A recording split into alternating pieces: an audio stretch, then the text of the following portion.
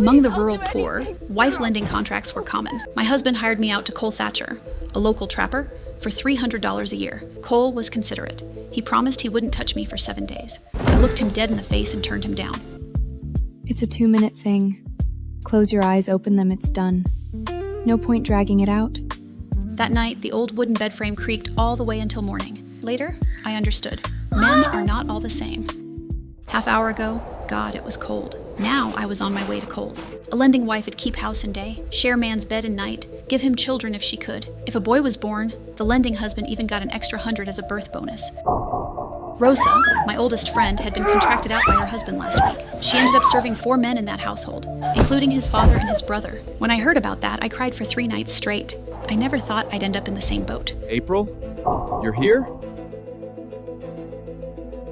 Cole had come to the gate to meet me, probably afraid I'd run. I wouldn't run. If I ran, and Cole would caught me and broke both my legs. And my husband, Leonard. He had knelt on the floor and grabbed my sleeve and cried. April, this is my last chance. 1 year. Just 1 year, and then I'll come get you, I promise. You're doing this for us. You'd be my hero.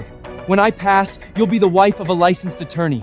Everyone will respect you. That was Leonard's 5th failed attempt at the bar exam. The family had nothing left to fund another try. His parents had talked it over and decided to contract me out. Cole had made the highest offer.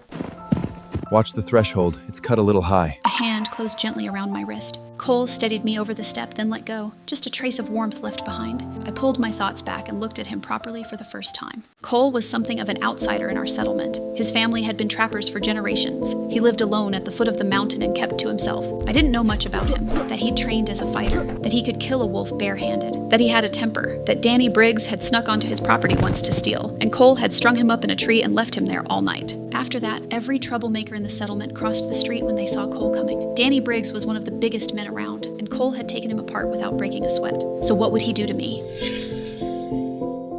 I swallowed hard and stole a glance at the width of his back. Then I stopped. I looked away fast. When I looked up again, I noticed it wasn't just him. The whole room. In the corner stood a tall ceramic floor vase, packed full with white winter roses, blooming hard in the cold air, the smell thick and sweet. Leonard never did this to me. Was Cole getting married? Then why had he spent $300 contracting me for a year? Was I here waiting for his new bride? He caught me staring at the roses. He hesitated. Then, a little uncertain. You don't like them? I thought women liked flowers. My eyes went wide. I couldn't have heard that right. These were for me? I was a contracted wife. This wasn't a wedding. If you don't like them, I'll throw them out. Don't! They're beautiful. I love them. Getting those roses had meant cutting down a whole tree. The wild rose thicket was deep in the back hills. Hauling a branch that sizes all the way here must have taken real effort. Besides, the contract had been filed with the local sheriff. It was legal and binding. Neither of us could back out, which meant I was living here with Cole Thatcher for the next 12 months. I couldn't afford to make him angry. One punch from those hands could put me in bed for a week. You really love them? I let go of his sleeve. The fear in my chest unwound a little. I steadied myself and looked at him straight. He was striking. Strong jaw, clean lines. All that trapper's roughness and wildness, worn right on the surface.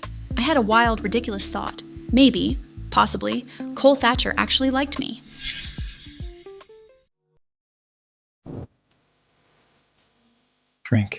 Drink this, and you'll feel at home here. A ceremonial toast. I didn't know why he'd staged all of this like a wedding night, but I took the cup without arguing. All right. I'd done this before. It wasn't a big thing. Leonard had been so happy the night we married. He'd held on to me and talked until sunrise. Told me he'd wanted me for years. Said I was the prettiest girl in the whole county. Said marrying me was everything he'd ever wanted. Less than a year later, he looked through me like I wasn't there. His mother said I hadn't gotten pregnant fast enough. Leonard himself had sighed and said I couldn't read, couldn't discuss ideas with him, couldn't keep up with his mind. If a legal wife could be discarded that easily, what chance did a contracted wife have? I lifted my cup and drank it down. Moonshine, straight moonshine. It hit like a coal stove, tipping over, all the way from my throat to my stomach. Hey, are you okay? That's on me. I shouldn't have bought the raw stuff. Here, drink some water. The man in front of me split into two, then pulled back together. I blinked and tried to focus. Better? Is that better? My head got worse. Not better. I think I was drunk. I reached out and grabbed the front of his shirt and started pulling him toward the bed. Come on.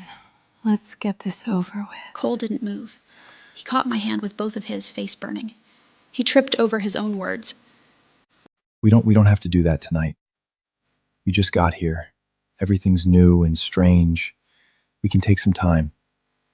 Get to know each other. In a few days, when you're more comfortable, then we can. I pulled my hand back. My mouth curved into something dry. It takes 2 minutes.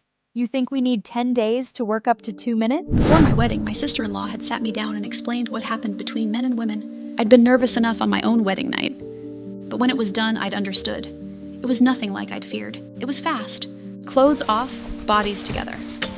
Leonard moved twice and it was finished. Faster than drinking a glass of water.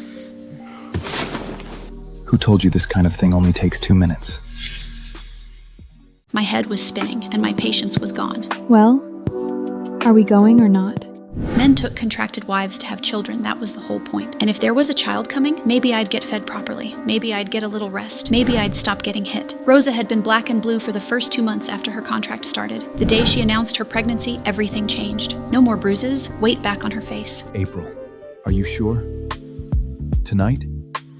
If you mean it, then I'll... I didn't answer. I walked to the bed and started undressing. The quilt smelled like sunshine. Someone had aired it out recently. It was going to be warm and heavy and exactly what I needed. Much better than the flat, lumpy thing on Leonard's bed.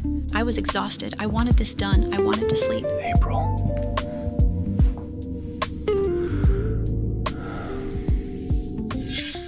I didn't sleep that night. The old bed frame creaked and creaked until the walls seemed to shake. I'd gone white-knuckled on the sheets. My knuckles ached. My whole body ached. I couldn't catch my breath. Every time I thought it was over, it wasn't. Cole ran hot. His hands were everywhere. His grip firm enough that I couldn't shift it. His weight and his heat closed around me completely. My eyelids kept trying to fall. They didn't get the chance. Outside, the dark was thinning. The sky over the tree line had gone gray at the edges. I stared at the ceiling and blinked. It was morning. Cole had kept going all night. A 2-minute thing, I'd thought. So why had it taken until dawn? My last coherent thought before I passed out. Men really are not all the same. I woke up when the sun hit my face through the window.